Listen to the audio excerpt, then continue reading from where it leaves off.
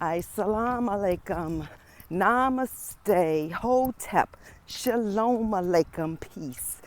This is Tracy Lene Muhammad, and I wanted a few minutes of your very valuable, your very precious, and your very limited time, because you got a lot going on in your life, to speak to you about what just came to me, through me, I say, as I'm taking my brisk walk in nature. The weather is perfect here in Virginia. And I just passed a crossroad where I could go right or where I could go left. And that was my choice to make. Which route did I want to take? And what came to me is, as you know, we always have choices. And the choice you make, I believe, as long as you own that choice, it becomes the right choice for you. Even if you choose to be dishonest, own it and understand that that dishonesty indeed comes with a connection to righting that so-called wrong that you've done. And I say so-called wrong because I am of the firm belief that whatever is inside of me has to come out of me. So if it is inside of me to create mischief in my life, I'm going to do that. And that mischief will then lead me to perhaps recognizing why that probably wasn't the smartest choice. And I'll have the consequences for it. And then some say, yeah, but you'll involve other people in it.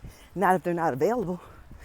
If I dial your number and you don't pick up the phone, we won't have a conversation because you weren't available to talk to me. So if I'm coming in your life with some fuckery, but you don't succumb to it, you weren't available. It only affects you if you are available.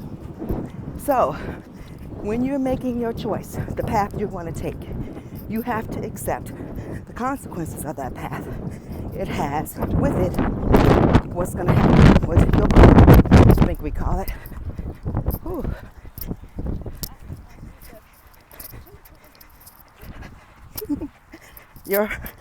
Your karma, I wanted to get past those people. Your karma is attached to what you do, just as mine is to me. So when you decide, when you have a choice to make, relationships are the most open things where we make the most errors in judgment. So if you're in a relationship with someone and then you meet somebody who piques your interest, whether it just be down in your lower areas and they peak in that, or mentally stimulating, whatever it is, you have a choice to make. It's very selfish of you to decide to undertake that relationship without alerting your partner that that's what you're doing. It's called being a liar and a coward and a cheater. But all of those things were already inside of you, and that person that came towards you was just the person to help you manifest what is inside of you. Your partner also will discover what's inside of them when that fuckery comes out, because it always does. They will have choices to make as well, and that will just show them what's inside of them. Oftentimes, you see how truly amazing you are when something comes into your life that would cripple a lot of people, and you decide to stand up and walk like a boss. You walk in forgiveness, you walk in love, you walk in truth, you walk in the light. You might leave that person behind, but you do so understanding that that was a part of your path. You too had a crossroad to come, and you made the left or the right that bumped you right into Mr. or Miss Asshole, and you have to go through that. Nobody's gonna walk off this planet or leave that physical shell without experiencing some trauma. Some experience less trauma than others, and for me, I take that as a sign of karmic life cycles. So I believe in it. And when I say I am not speaking for you. I'm speaking for me, what works for me. I have come to the space in my life where I believe everybody is right. They're right for them, but they don't get to be right for me.